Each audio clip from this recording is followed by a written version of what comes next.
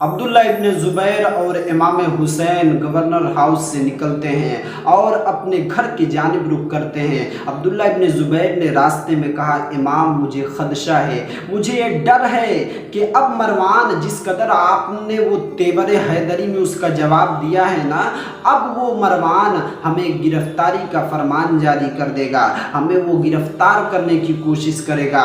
इमाम हुसैन ने कहा कि तुम दुरुस्त कह रहे हो, अब यह हमारे लिए बेहतर है कि हम मदीने पाक से हिजरत कर जाए।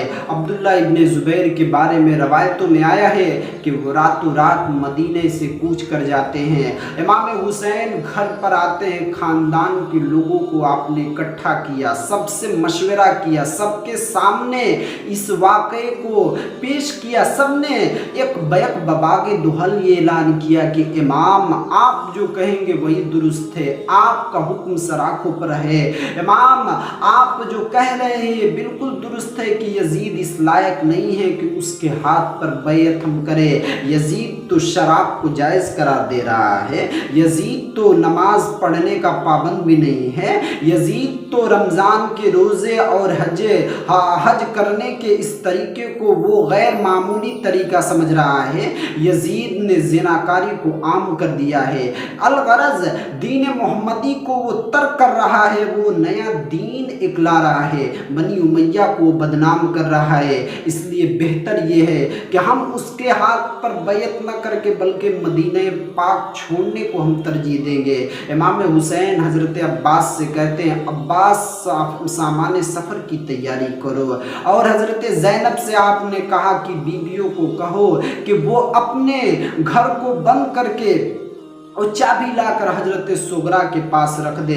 इमाम हुसैन रोज़े मुक़द्दस सरकार दो आलम सल्लल्लाहु ताला अलैहि वसल्लम की जानिब वो बढ़ रहे हैं। अल्लाह के रसूल के जब मज़ार मुक़द्दस पर इमाम पहुँचते हैं ना, इमाम की आंखों से आंसू जारी है। इमाम कहते हैं, नाना जान ये वही मदीना है ना जहाँ पे जिब्रील आए थे और आपसे कहा कि अल्लाह के रसूल, या तो आपकी औलाद इस दुनिया में रहेगी या तो ये आपके नवासे रहेंगे। आपने अपनी औलाद पर हमें तरजीह दे दिया था।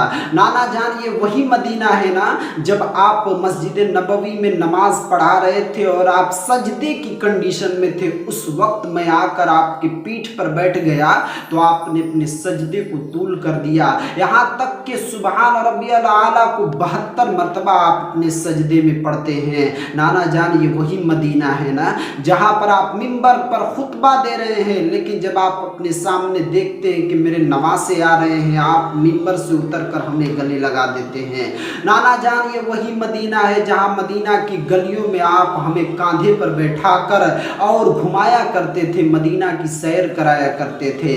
नाना जान आज मैं मजबूर हूँ, हालात का यही तकाजा है, दीन मतीन को बचाने के लिए यही तरीका इख्तियार करना बेहतर है कि आज मैं मदीने पाक को छोड़ दूँ, आज मैं मदीने से हिजरत कर जाऊं। इमाम रो रहे हैं, करीब था कि रोज़े मुक़द्दस फट जाता। इमाम हुसैन वहाँ से सलाम पेश कर कर जन्नतुल बक़िया में दाखिल होते हैं। वहाँ पर आप अपने माँ के कब्र मुक़द्दस पर घंटों रोते रहे और उसके बाद वहाँ से सलाम पेश करने के बाद इमाम हुसैन भाई के पास जाते हैं। वो अजीज़ भाई, जब तक दुनिया में इमाम हसन रहे ना, इमाम हुसैन की आंखों से आंख मिलाने वाला कोई पैदा नहीं हो सका।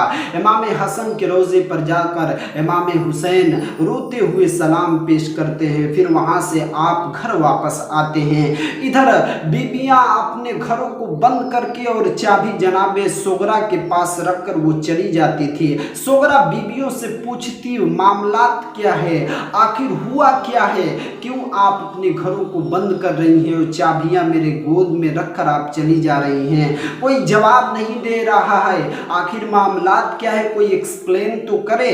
तब तक हजरत ज़ैनब आती हैं, वो भी अपने घर को लॉक करके और चाबी जनाब सुगरा को दे रही थी कि जनाब सुगरा हजरत ज़ैनब के दामन को पकड़ लेती है, कहती है फूफी जान।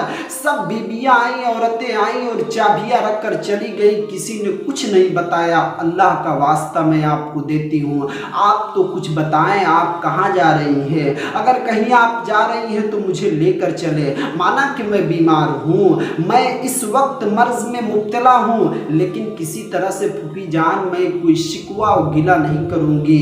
अल्लाह का वास्ता मैं आपको दे रही हूँ कि मुझे अकेले मदीना न छोड़े, क्योंकि इस कदर माहौल और कंडीशन इस कदर ख़राब हो गए हैं कि मुझे अकेले रहना मदीना में बेहतर नहीं है। हज़रत ज़ैनब पाक की आंखों से आंसू निकल रहे हैं। ज़ैनब पाक हज़रत सुगरा को तसल्ली दे रही हैं। अभी भैया आ रहे हैं, रोज़े मुक़द्दस पर सलामी पेश करने के लिए गए हैं, मैं उनसे बात करती हूँ, सिफारिश करूँगी, मैं तुझे यकीनन लेके जाऊँगी, तुम इत्मीनान रखो।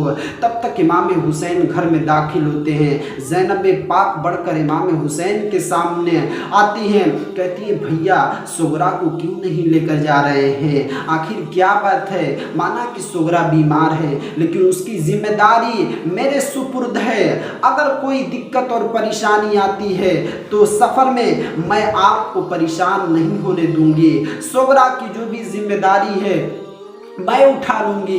इमाम की आंखों से आंसू निकलने लगते हैं। इमाम हुसैन कहते हैं बहन ज़ैनब तुम ये समझती हो कि बीमार होने की वजह से मैं सुगरा को नहीं लेकर जा रहा हूँ अपने साथ, तो ऐसा नहीं है। मैं इसलिए नहीं लेकर जा रहा हूँ, देखो हमारे ख़ानदान में किसी का किसी से चेहरा मिलता हुआ नज़र आ रहा है।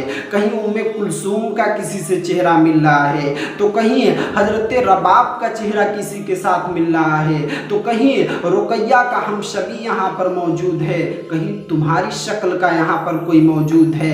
लेकिन जनाबे हजरत सुगरा का जो चेहरा है ना वो किसी और से नहीं बल्कि मेरी माँ खातून जन्नत हजरत फातिमा ज़हरा रज़ी अल्लाह ताला अन्हा के चेहरे से मिलता जुलता है। कल मैदान करबला में हमें शहीद कर दिया जाएगा और फिर उसके बाद कूफा के बाजारों में तुम्हारे सरों पर दुपट्टा नहीं होगा, न पैरों में चप्पल रहेगा, तुम नंगे पैर कूफा के बाजारों में जाओगी और तुम्हें वहां पर घुमाया जाएगा, तुम्हारा मजाक उड़ाया जाएगा। मैं नहीं चाहता कि मेरी माँ की एक हम शक्ल औरत को कूफा के बाजार में घुमाया जाए। ज़ैनब पाक इमाम हुसैन से लिपट कर रोने लगती हैं। इमाम हुसैन ने ज़ैनब पाक को तसल्ली दिया।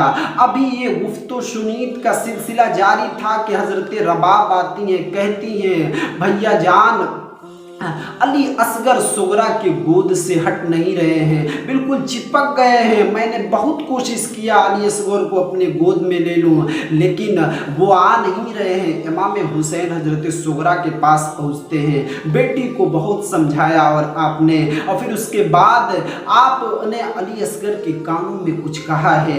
अली असगर एक निगाह हजरत सुगरा को देखते हैं और इमाम हुसैन के गोद में आप तशरीफ़ लाते हैं। दिल यही कहता है कि इमाम अली असगर के कानों में आप यही कहे होंगे कि ऐ अली असगर तुम्हारा मदीने में ठिकाना नहीं है, बल्कि तुम्हारा तो नैनवा के वादी में तुम शहीद होकर शहीदों की फहरिस्त में अपने नाम को दर्ज करोगे, इसलिए तुम्हें हमारे साथ चलना ज़रूरी है।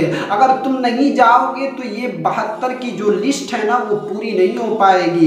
हजरत अली असगर को लेकर इमाम बाहर निकलते हैं। अब खेमा उठ चुका है और लोग अपने अपने ऊँटों पर घोड़े पर बैठ चुके हैं और फिर उसके बाद इमाम हुसैन मदीने पाक से अब धीरे धीरे मक्कतुल मुकर्रमा की तरफ बढ़ रहे हैं। इमाम पलट कर रोज़े मुक़द्दस को देखते हैं और अपनी शहर को देखते हैं, अपने गलियों को देखते हैं और रोते जा रहे हैं। क्यों ना इमाम रोए यार, वो तो इमाम हुसैन थे ना। जानवरों को भी अपने घर से अगर दूर किया जाता है तो जानवर रोने लगता है, जानवर भी बेचैन होता है, परेशान हो जाता है कि मेरा मालिक कहाँ मुझे लेकर जा रहा है।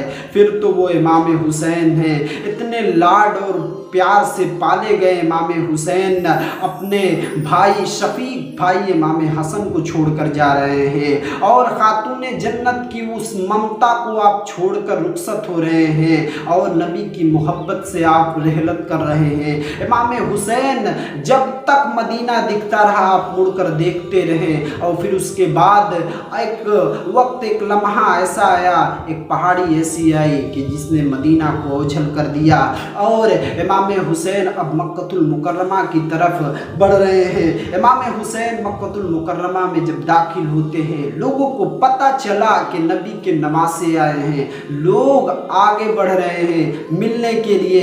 इमाम के पास लोग आ रहे हैं, वजह और कंडीशन जानने की कोशिश कर रहे हैं, आप मदीने पाक से हिजरत क्यों किए? आपका भी ये सवाल हो सकता है। इमाम नबी के नवासे थे ना, इमाम एक मर्तबा अगर आवाज़ उठाते तो मदीना और मक्का के लोग इमाम के साथ हो जाते, यहाँ तक कि दमिश्क और शाम और कूफा के लोग भी इमाम का साथ देते, यजीद के बैत को तोड़ देते। लेकिन आप जब भी तारीख के पन्ने को पलटे गए ना, शुरफा की जमात ने जंग को तरजीह नहीं दिया है। लोग ये भी तो कहने लगते ना कि इनके भी तो भाई थे इमाम हसन, इन्होंने खिलाफत को तर्क कर दिया और अमीर माविया के हवाले कर दिया खिलाफत को। आपने कहा है अमीर माविया, अगर खिलाफत का हक तेरा है तो तू ले ले, अगर मेरा है तो मैं तेरे हवाले कर देता हूँ। इमाम हुसैन के वो भाई थे। लोग इस तरह से ताना कशी करने लगते इमाम पर, इसलिए इमाम ने किसी तरह का कोई एहतजाज करना पसंद नहीं किया, बल्कि मदीने पाक को छोड़ने को आपने तरजीह कर दिया। अब मक्कतुल मुकर्रमा में इमाम मौजूद हैं।